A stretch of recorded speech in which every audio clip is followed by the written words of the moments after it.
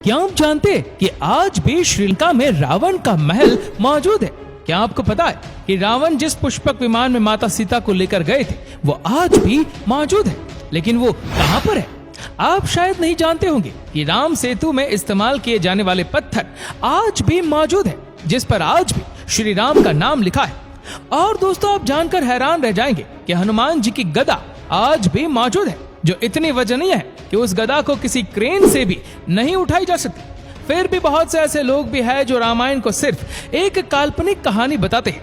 दोस्तों, आज के इस वीडियो में मैं आपको रामायण के वो पुख्ता सबूत दूंगा जिसको जानने के बाद आपके दिमाग में शक की कोई गुंजाइश ही नहीं बचेगी।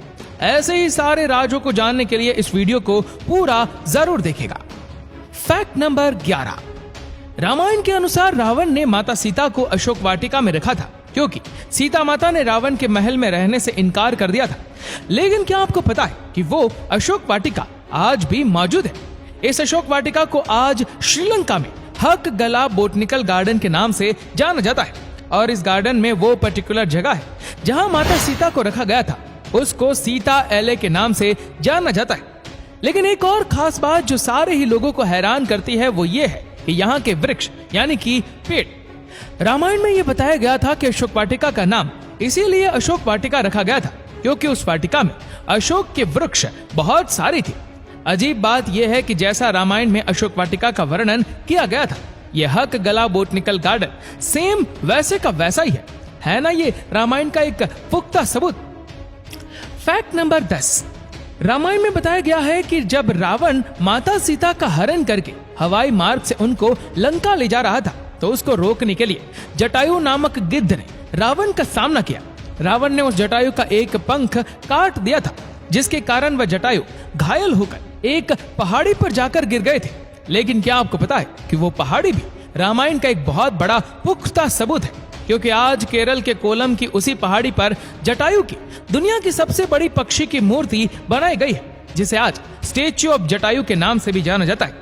कहते हैं कि जटायु हिंदू पौराणिक इतिहास के पहले वो पार थे जिन्होंने विमेन प्रोटेक्शन के लिए अपनी जान दी थी। है ना सच में अमेजिंग? Fact number 9। क्या आपको पता है कि श्रीलंका के सिमहाला शहर में वीरांगन टोटा नाम की एक जगह है जिसका मतलब होता है विमान उतरने की जगह। श्रीलंकन गवर्नमेंट के मुताबिक यही वो जगह है जहां रावण ने सीता जी का अपहरण करने के बाद अपना पुष्पक विमान उतारा था। ऐसा माना जाता है कि रावण के पास 4 अत्याधुनिक हवाई अड्डे थे, जिनको मैंने इस वीडियो में कवर किया है। आप इस वीडियो को पूरा देखने के बाद उस वीडियो को भी देख सकते हैं। Fact number 8। क्या आपको पता है कि श्रीलंका में नुवारा एलिया नाम की एक जगह भी है जहां पर माता सीता का मंदिर है। साथ ही इस मंदिर के पास एक झरना भी बहता है। कहा जाता है कि माता सीता इसी झरने में स्नान भी किया करती थी। इस झरने के आसपास की चट्टानों पर हनुमान जी के पैरों के निशान भी मिलते हैं। यहाँ वो पर्वत भी है जहाँ पहली बार हनुमान जी ने अपना कदम रखा था। ये पर्वत लंकापुर और अशोक वाटिका के बीच स्थित है। हैरानी की बात यह है कि इस पर्वत पर भी ठीक वैसे ही पैरों के निशान मिलते हैं जैसे उस झरने के पास चट्टानों पर मिले थे। Fact number 7। अब बात कर लेते हैं उस सबूत की जिसने न सिर्फ इंडिया और श्रीलंका के लोगों को ही चौंकाया बल्कि अमेरिका के साइंटिस्ट तक को हैरान करके रख दिया।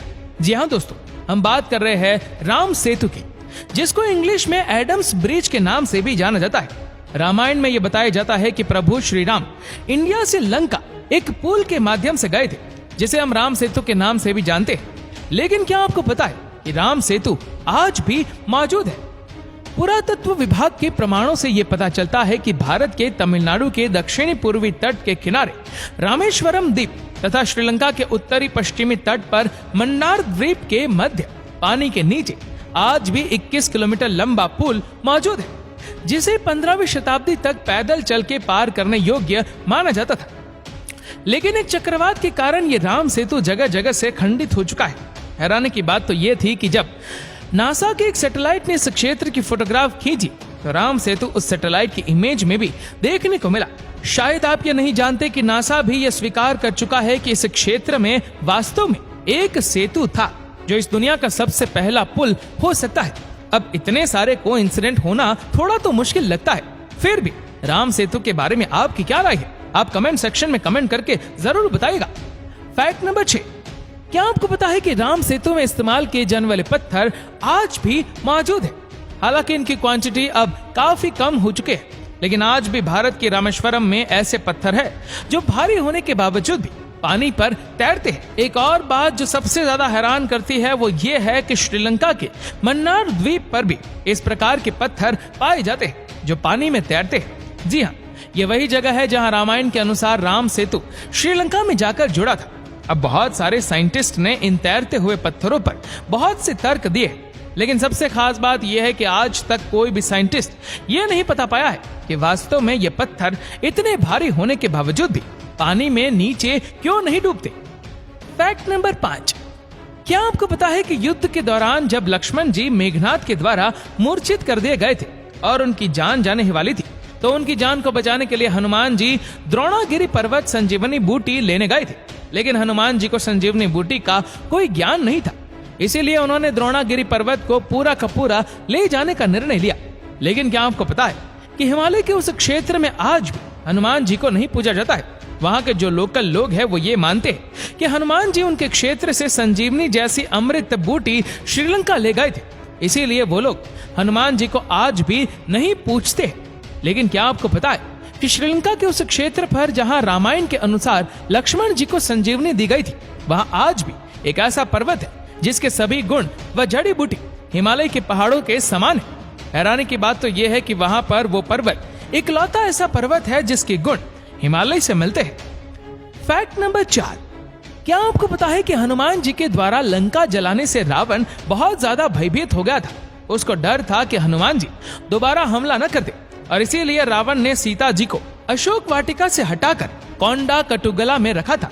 हैरानी की बात यह है कि श्रीलंकन पुरातत्व विभाग को कई ऐसी गुफाएं मिली जो कोंडा कटुगला से रावण के महल को सीधा जोड़ती थी, और इन गुफाओं में ऐसी शिल्पकला भी मिली है जिसे लगता है कि इन गुफाओं में किसी स्त्री को रखा गया था।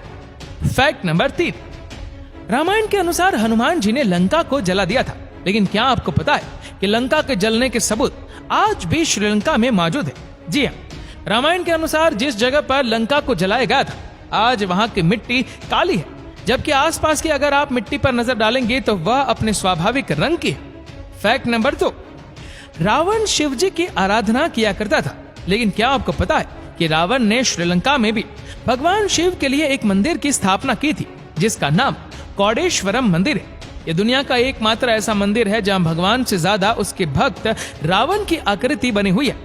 एक बात जो हमें हैरान करती है वो ये है कि भगवान शिव का श्रीलंका में मंदिर का होना और उस मंदिर में रावण की भी आकृतियों का होना, यानी एक बात साफ है कि भगवान शिव, रावण, श्री राम और माता सीता का आपस में कोई ना कोई कनेक्शन तो जरूर था जिसको जुटलाया नहीं जा सकता, और ये अपने आप में रामायण का एक बहुत बड़ा प्रूफ है। फैक्ट नंबर 1, क्या आपको पता है कि श्रीलंकन गवर्नमेंट को श्रीलंका में एक ऐसा महल मिला है जिसको रामायण काल का ही माना जाता है। इस महल से कई गुप्त रास्ते निकलते हैं जो उस महल को शहर के अलग अलग केंद्रों से जोड़ते हैं। हैरानी की बात तो ये है कि रिसर्च में ये बात बिल्कुल क्लियर हो चुके हैं कि ये रास्ते या फिर जिनको गुफाएं कहा जाए वो नेचुरल नहीं है, बल्कि इनको मानव के द्वारा निर्मित किया गया है। अब अगर श्रीलंका के हिस्ट्री पर नजर डाली जाए तो ये एक बात यहाँ पर हम सभी को चौंकाती है। श्रीलंकन हिस्ट्री के अनुसार रावण शहर के अलग अलग हिस्सों में अचानक से ही प्रकट हो जाया करता था और क्षण भर में ही उन हिस्सों से वो गायब होकर अपने महल में पहुंच जाता था। श्रीलंकन गवर्नमेंट ये मानती है कि रावण इन्हीं गुप्त रास्तों का इस्तेमाल उस समय किया करता था। श्रीलंकन गवर्नमेंट तो ये भी मानती है कि इनमें से काफी गुफाएं तो साउथ अफ्रीका तक भी जाती है। तो दोस्तों, ये थे रामायण के वो पुख्ता सबूत जिनको जानने के बाद ये सिद्ध होता है कि रामायण कोई काल्पनिक कथा नहीं है। लेकिन क्या आप जानते हैं कि श्रीलंका में आज भी रावण का शरीर एक गुफा में मम्मी बनाकर रखा गया है। अगर आप चाहते हैं कि उस वीडियो को भी कवर किया जाए तो जरूर कमेंट कीजिएगा, और अगर आपको ये वीडियो अच्छा लगा हो तो इस वीडियो को लाइक करेगा, शेयर करेगा ज्यादा से ज्यादा लोगों तक, और ऐसे ही और भी स्पिरिचुअल वीडियोस के लिए सब्सक्राइब करें हमारे यूट्यूब चैनल को और फेसबुक पर फॉलो करें हमारे पेज को। धन्यवाद।